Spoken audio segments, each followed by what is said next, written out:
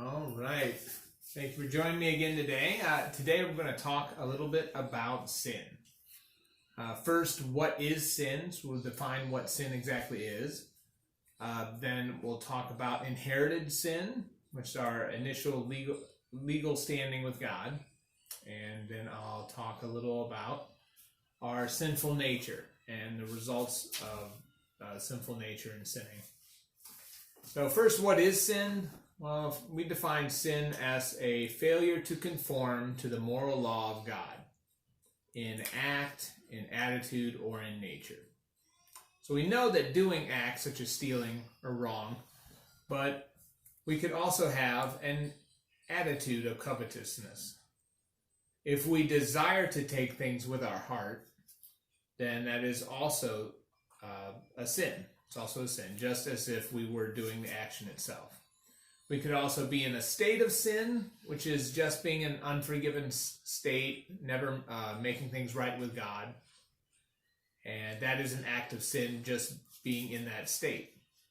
And we realize that sin is irrational. It doesn't make any sense to be to sin or to be in a sinful state.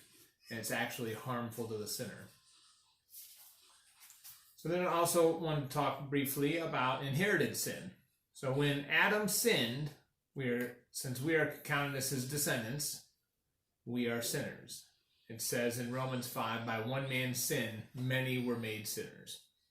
So initially, Adam was considered the head of the human race, being the firstborn human. He was a representative of all mankind. When he sinned against God, we are then held accountable for his sin.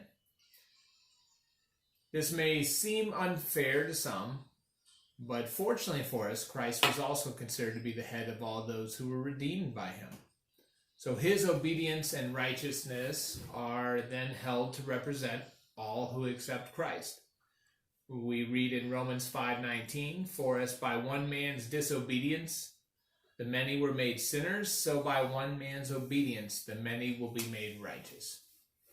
So in the same way that Adam was a representative for all of mankind in his sinning, Christ is a representative of all those who are redeemed by him, and we are counted as righteous. So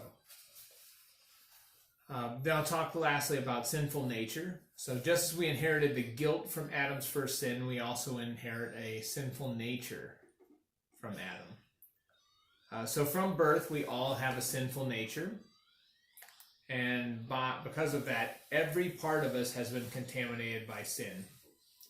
Our intellect, emotions, desires, our heart, our motives, and even our physical bodies are contaminated with sin.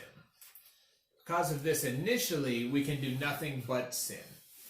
It is only through salvation and the work of the Holy Spirit in us that we can actually do anything apart from sinning. At this point, after salvation, we are at odds with our sinful nature. As we read in Romans 7, verse 15 to 20, we see Paul is battling to do the things he wants to do because he knows it's right. His nature keeps pushing him to do the sins that he hates. In life,